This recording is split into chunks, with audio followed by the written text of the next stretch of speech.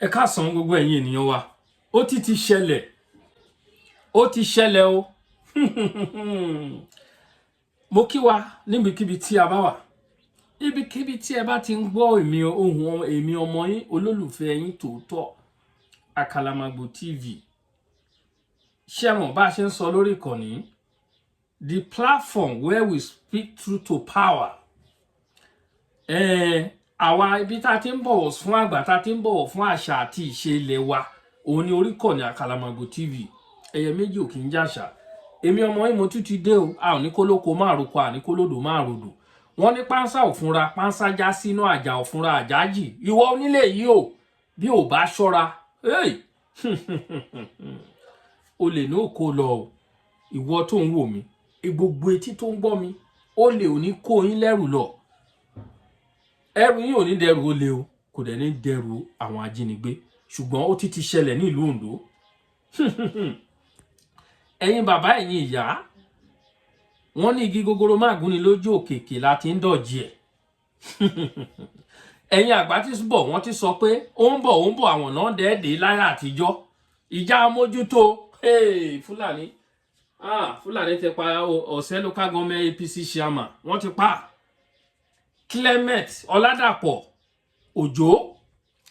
Ẹ bá rántí ká tó fà á já. Màá wá mú wá sí ìrántí àwọn ohun tí olóyè Ìgbòho sọ. Ó ń ṣe àbí ò ṣe. Mo fẹ́ rìlíìsì fídíò olóyè Ìgbòho kan nísìnyí kẹ́ ẹ gbọ́ ohun tí olóyè sọ. Olóyè fohùn sílẹ̀. Ṣé mọ̀ pé àwọn akọni ọ̀rọ̀ wọn kan ò ní lọ láìṣẹ. Kò sóhun tó bá jù sílẹ̀ ogún ọdún ó máa padà ṣẹ ni. Ẹ jẹ́ ká wá gbọ́ ohun tí olóyè sọ ká tó wá fà á já. Ká tó wá fẹnu sí wọ́n ṣe pa. Olóyè. Àsìkò wa nílé ká gbára lọ́wọ́ Fúlàní gbogbo bí tí gbogbo ilẹ̀ yóò bàbá pátápátá ká fi security mi fúnra wa a nígbà tí dóde ẹnì kankan a dẹ̀ nígbà tí dóde ìjọba kí ni mo sọ fún yín a gbọ́dọ̀ dóde ìjọba bàbá nìkan ṣe bíbẹ̀ kọ́ Fúlàní wà wulẹ̀ wa lọ wa a nígbà tí dóde ìjọba a dẹ̀ nígbà tí dóde ẹnì kankan ká fọwọ́ sowọ́pọ̀ ká sọ ní orí ilẹ̀ wa gbogbo ibi tó kọ́ wa ká lè because tí àwọn bàbá ní tí oúnjẹ bá ti wọnú ìṣẹ́bùṣe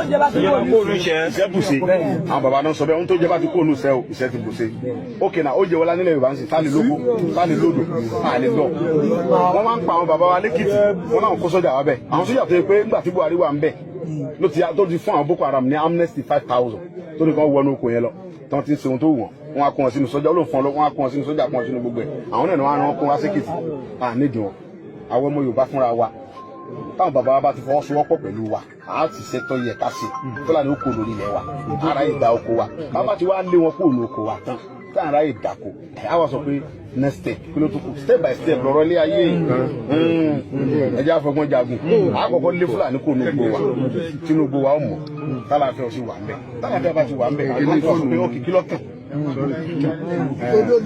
mo yá mi ní ọ̀lẹ́rù bá wá sí mo ti wá dé padà mo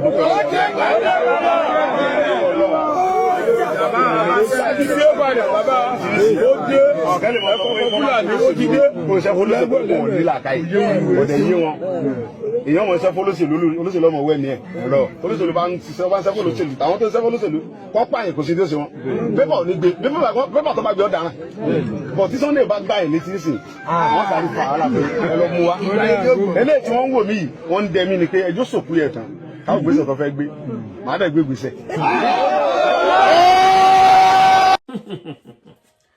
Ẹ̀yin ènìyàn mi gbogbo mo kí wa ẹ̀gbọ́n tó lóye sọ ṣé bá la ṣe dákẹ́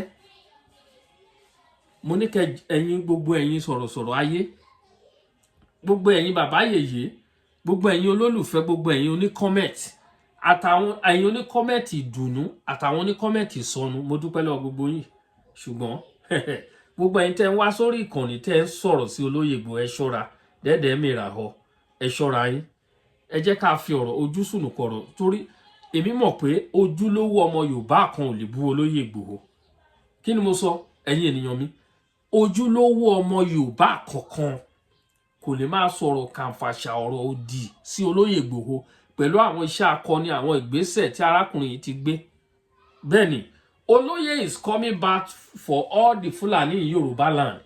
Bí ẹ fẹ́ bí ẹ kọ̀. Bẹ́ẹ̀ ni, ó lè pẹ́ ṣùgbọ́n olóyè ń bọ̀ wá láti wá fulfill promise ẹ̀. Láti wá accomplish gbogbo nǹkan tí ó sọ sílẹ̀. Ẹ jẹ́ ká wá mú bélé yìí. Ẹ̀yin ènìyàn mi, ìwé ìròyìn ti gbé jáde o. Ṣé ẹ rántí, ṣé ẹ gbàgbé, ṣé ẹ rántí tí mo mú wá fún yín níjọ́ kìíní àná, tí mo mú wá sí ìrántí níjọ́ kìíní àná, tí mo gbé wá sórí afẹ́fẹ́ pé wọ́n kidnap APC chairman ní ìlú Ondo ní agbègbè Ọ̀wọ̀ Ọ̀sẹ̀ local government ni wọ́n ti ṣe mọ̀ pé ibi Ọ̀sẹ̀ local government yẹn ọ̀nà tó wọnú ìlú mi ni, ọ̀nà tó ń gbà lọ sí ìlú wa ni. Kidnapper tó wà ládùúgbò yẹn kì í ṣe díẹ̀, wọ́n ti pọ̀ jù. Kò sígbà tó kì í ṣọṣẹ́. Àwọn Àmọ̀tẹ́kùn ìlú Ondo dẹ̀ ń gbìyànjú, kì í ṣe pé tẹnu, kì í sọ̀rọ̀ àsọdùn. Torí agbègbè yìí náà ni commandant Àmọ̀tẹ́kùn Ondo State, agbègbè yẹn ló ti wá, ọmọ Ọ̀wọ̀ ni. Wọ́n ń gbìyànjú, wọ́n rí wọn mú, wọ́n ì mú àwọn kan lọ́sẹ̀ tó kọjá rẹ̀. APC chairman Ọ̀sẹ̀ local government Honorable Ọládọ̀pọ̀ Clement Òjó, wọ́n ti pa o, ìwé ìròyìn ti gbé jáde o, wọ́n ti pa o. Ṣé ẹ rántí níjọ́ kìíní àná nígbà tí wọ́n gbé agbègbè ilé ẹ̀ náà ti gbé, gẹ́gẹ́ bí ìwé ìròyìn ṣe sọ. Wọ́n kidnap ẹ̀, nígbà tí wọ́n kidnap ẹ̀ wọ́n wá ní kán mú owó wá, wọ́n negotiate okay bí àwọn fi dẹ ojú àwọn tó fẹ́ gbé lásán wá fún wọn ni, wọ́n ní kán mú 5 million wá.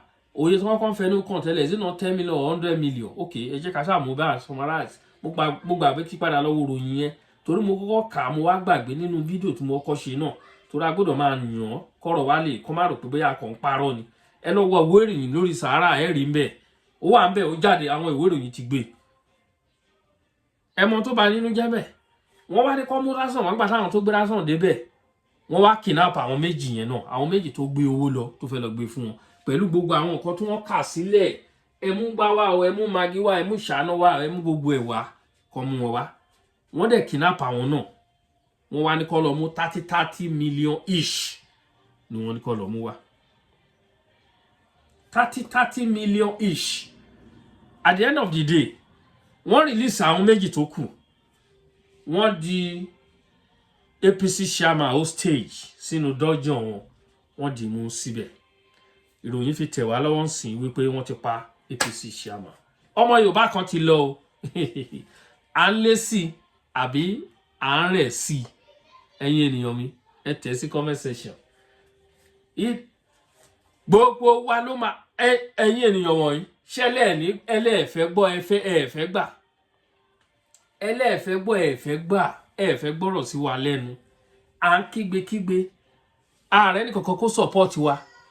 Ẹ̀yin ènìyàn wọ̀nyí, mo rántí ìgbà tí olóyè Ìgbòho tí gbogbo àwọn nǹkan wọ̀nyí ò ti ṣẹlẹ̀, tí akọni ń fọhùn lóhùn rárá. Àwọn kọ̀ọ̀kan náà ní gbogbo àwọn ìlú, mo rántí bọ̀bọ̀ kan tó ń pè láàwíṣẹ́, òun náà kó àwọn tí ẹ̀jọ́ ní ìlú Ondo tó dẹ̀ mọ̀ pé ó dẹ̀ gbà fún olóyè Ìgbòho bóyá kó ṣe rí gẹ́lẹ́ nìyẹn. Tí olóyè Ìgbòho bá ń fọhùn ní Ìbàdàn, gbogbo àwọn ọmọ ẹgbẹ́ tó wà ní ẹ̀ka àwọn náà máa fọhùn níbi tí wọ́n wà, wọ́n á dẹ̀ máa gbà fún ọ̀gá wọn. Kò sígbà tí olóyè Ìgbòho lè yọjú sí wọn at any time. Ẹ rántí ohun tí bàbá Èkìtì sọ lọ́jọ́ kan ni. Bàbá Èkìtì lóhùn sùn. Bàbá Èkìtì tẹ́ bá wo fídíò yìí, mo fẹ́ kẹ́ drop comment tí bá parọ́ mẹ́. Ẹnu yín ni mo ti gbọ́. Ẹnu yín ni mo ti gbọ́. Mo dẹ̀ gbà ládùúrà bàbá Èkìtì, wọ́n ní mú ẹrun rẹ̀ tẹ̀wé, ọwọ́ kan mú tẹ̀wọ́ ní mẹ́rùn tẹ̀wé. Bẹ́ẹ̀ ni, àdúrà mi fún bàbá Èkìtì ni. Bàbá Èkìtì ní òun wà lórí bẹ́ẹ̀dì, òun sùn lọ́wọ́. Òun dẹ̀ gbọ́ tí fóònù ní gírígírí, òun bá rìn gẹ̀, lòun bá gbé fóònù. Olóyè, kí ló ṣẹlẹ̀? Ẹ kálẹ́ o. Kí ṣé ò sí? Ẹ kú àjìn. Bàbá ni olóyè bá sọ fún bàbá Èkìtì pé òun wà ní àdúgbò ẹ lọ́wọ́lọ́wọ́ ńsìn. Kó òun wá visit àwọn Fúlàní kan nìkan bíi 3 lóru láti Ìbàdàn sí Èkìtì. Bàbá olóyè Ìgbòho drive lọ́bẹ̀. Ẹ̀yin tẹ́ ń bú olóyè Ìgbòho, ẹ mọ iṣẹ́ tarákùnrin ti ṣe. Mo gbọ́ àwọn nonsense voice note kan tí bàbá kan ń jù kiri orí WhatsApp. Ẹ̀yin ẹ ṣọ́ra yín, àwa kan wà tẹ́pà lọ́wọ́ sí. Ṣẹ́rí, ẹ jẹ́ kí n fa àkókò yìí kí n fi rọ gbogbo ẹ̀yin ènìyàn wa tẹ́ ń gbọ́ wa. Orí ìkànnì ibi tí wọ́n ti ń búyàn, ibi tí wọ́n ti ń jà, ibẹ̀ náà lẹ máa ń wà. Ẹ ní wà níbi tí àwọn èèyàn ti ń sọ̀rọ̀ ọlọ́gbọ́n, ibi táwọn èèyàn tí kì í fa wàhálà, àní rí yín bẹ̀. Tó bá yá ẹ máa sọ pé àwọn kan wọ́n ń da Yorùbá nation rú, wọ́n ń ṣe kinní kan ṣe bẹ́ẹ̀ náà lẹ lọ ń wò wọ́n tí wọ́n bá rẹ́yàn wò wọ́n wọn ò ní sinmi ni àwọn tó máa búyàn kò sẹ́ni tí wọ́n lè bú kò sí bàbá tí wọ́n lè bú kò sẹ́ni tó dàgbà lójú wọn wọ́n á sọ̀rọ̀ yàkàtà síyàn àwọn náà lẹ máa ń wò àwọn lẹ ń wò ṣe báwọn olólùfẹ́ yín ẹ tẹ stíkà ẹ tẹ owó fún wọn pẹ̀lú wọn búyàn ẹ máa hèlì wọn tó bá yẹ ẹnu wọn ṣe ń da Yorùbá nation rú mo gbọ́ àwọn voice note kan láàárọ̀ mo jírí mo ní yù sí mídíà làwa àwa dẹ̀ ní kò sẹ́ni tó lè wá síbà tó lè gbọ́ pé ẹ ṣe mo bẹ̀rẹ̀ sí ń bú Lady K mo bẹ̀rẹ̀ sí ń bú bàbá Èkìtì kò lè happen kí ló fẹ́ fà á kí ló fẹ́ fà á tó bá ní ẹ̀rọ tí wọ́n ṣe máa pè wọ́n lábẹ́lẹ̀ máa bá wọn sọ̀rọ̀ pé nǹkan bàbá ilẹ̀ ṣe o kò yẹ kó but kéèkì wá máa jáde but àwọn tó máa ń búra wọn tó ń ṣe fraka wọn á sọ Yorùbá nation wọn á sọ dà nǹkan mi àwọn lẹ ń wò ẹ wo nǹkan tó ń ṣẹlẹ̀ lórí ilẹ̀ wa ṣé ká máa bára wa jà ló make sense àwọn voice note kan tí mò ń gbọ́ láàárọ̀ yìí nígbà tí mo jí rí you see àyìn ló ń wò wọ́n ọmọ Yorùbá kan náà títí mú balẹ̀ yẹn o Honourable Ọládàpọ̀ Clement Òjó Ọ̀sẹ̀ local government APC chairman ẹ padà lẹ́yìn àwọn olóṣèlú òṣèlú kò lè gbà yín sílẹ̀ ẹ jẹ́ ká pawọ́pọ̀ ká agbára wa ká flush àwọn Fúlàní kúrò lórí ilẹ̀ wa àwa ò kì í ṣe Haúsá àwọn Haúsá ló gbàbọ̀dè sí orí ilẹ̀ wọn so therefore wọn ò ní right láti máa trespass láti máa wọlé Yorùbá láti máa pa àwọn èèyàn wa ẹ jẹ́ ká gbà wọn ká kí constitution tó gbà wọn láàyè láti máa move from one place to another láti move to whatever anywhere they like ká fa constitution yẹn ya ká dúró káwa constitution titi wa tó máa bá àfẹ́ kò sí àwa Yorùbá ẹ gbọ́ a lè gba orílẹ̀-èdè wa a lè gba Fúlàní láàyè lórí ilẹ̀ wa a lè fún wọn ní ìwé ìgbélùú wa kò ṣeé ṣe bẹ́ẹ̀ ni a máa ní àjọṣepọ̀ pẹ̀lú àwọn Haúsá kò sí nǹkan tó ń jọ wípé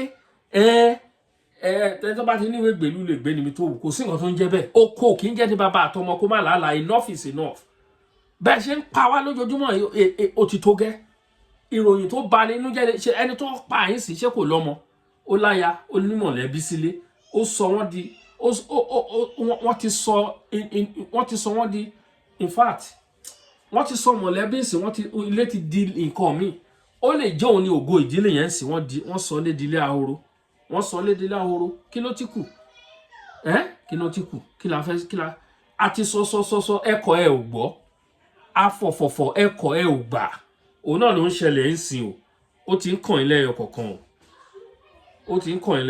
o Shoprite lélẹ̀ everybody ti ń lọ bẹ̀ láti lọ ṣe shopping títí ẹ̀ ó ti ń kàn yìí wọ́n ní màkànmákan ní lóye ń kàn ní òun ló ti kàn ṣé ó lérò ẹ̀ ní nǹkan bí oṣù kan tó kọjá sẹ́yìn pẹ̀lú ilé lè ṣẹlẹ̀ sóhun ìwọ tó ń gbọ́ mi ó mọ̀ kan tó máa ṣẹlẹ̀ sí ẹ next so therefore rally ń bọ̀ lọ́nà ẹ gbáradì ẹ̀yin ọmọ Yorùbá ẹ gbáradì fún rally tó ń bọ̀ lọ́nà a máa jáde lógún ló kù sí fọ́nrán kan tá a ṣe ta ò ní fẹnu bọ̀rọ̀ rally toró ìrálì tó máa fa gbogbo nǹkan ya pápátá òun la fẹ́ gbé síta àwa ò wá láti wá ṣe rally oníjàgídíjàgan o bẹ́ẹ̀ ni àwa ò ṣe a ò lè káwọ́ wọkò ká máa bẹ̀rù pé wọ́n máa kó àwọn èèyàn síṣẹ́ wọ́n máa pa àwọn èèyàn kò sí ṣé ẹni tó pa lé ní ṣé ó ń ṣe rally nígbà tó ń pa ẹ dá mi lóhùn ṣé ó ń ṣe rally nígbà tó ń pa máàkù kan ò ní kú èmi dẹ̀ nígbàgbọ́ pé ìwọ ò ní kú èmi ò ní kú bẹ́ẹ̀ ni Yorùbá nation máa ṣojú àmì àti ìwọ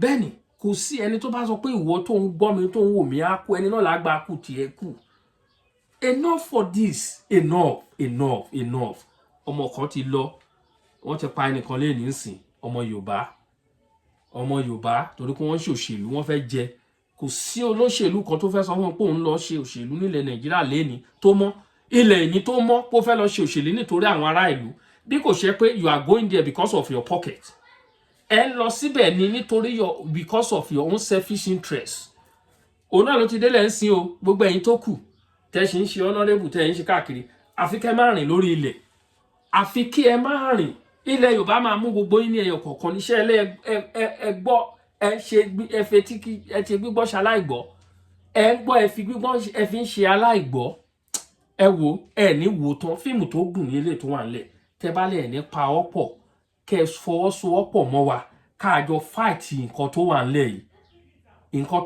yìí ẹ sọ pé ẹ ní fọwọ́sowọ́pọ̀ pẹ̀lú wa káàjọ fight nǹkan tó wà nílẹ̀ yìí ìkọ̀kan ni wọ́n máa mú yín lọ kì í ṣe èpè ìkọ̀kan ni wọ́n máa mú yín lọ because ẹ wo gbogbo nǹkan tó ń ṣe ẹ̀yin lẹ ní opportunity owó tó bá fún yín àwọn allocation ẹgbẹ́ fídíò kan tí bàbá kan ṣe síta nígbà tí wọ́n yọ subsidy wọ́n wá fi kún owó allocation ibo ló ń wọ̀ àwọn security vote ibo ló ń wọ̀ gbégbèsè kankan ṣe nǹkankan gbogbo ẹ̀wì àpò ilẹ̀ ń kó lọ ẹ̀yìn àti mọ̀lẹ́bí yín ẹ̀ ń gbélé gbádùn wọn máa hèlì yín honourable kọ́lé fẹ́ǹsì park oríṣiríṣi mọ́tò sínú ilé àwọn mẹ̀kúnnù wọn á máa nọrùn níbi fẹ́ǹsì ìwọ̀n nǹkan tẹ́ jẹ kù ẹ máa gbọ̀n sílẹ̀ fún wọn owó tẹ̀dẹ̀ fi ń ṣe gbogbo nǹkan yìí owó ìwọ àti èmi ni nǹkan tó tọ́ sí ìwọ àti èmi ò lẹ fi ń kó ọrọ̀ jọ gbogbo ẹ̀ la máa parun ní ìfojú yín gbogbo ọrọ̀ tẹ́ ẹ kó jọ ìkọ̀kan ní gbogbo ẹ̀ á máa parun ọ̀bọ kì í jèrè lẹ́yìn ọkọ̀ lè jèrè kankan Ọlọ́run bá gbọ́ tí ẹ bá kọ̀ tẹ́lẹ̀ ẹ̀ ní fọwọ́sowọ́pọ̀ pẹ̀lú wa pẹ̀lú gbogbo nǹkan tó ń ṣẹlẹ̀ ṣé nǹkan tó ṣẹlẹ̀ lẹ́ni ń sìn ṣé nǹkan tó dáa ni ọmọ Yorùbá kan ló ti lọ yẹn ẹ wo ẹ̀yin ènìyàn mi mo sọ lẹ́ẹ̀kan sí ẹ ní kú èmi náà ò ní kú Yorùbá nation aṣojú èmi àti ẹ ní láfún.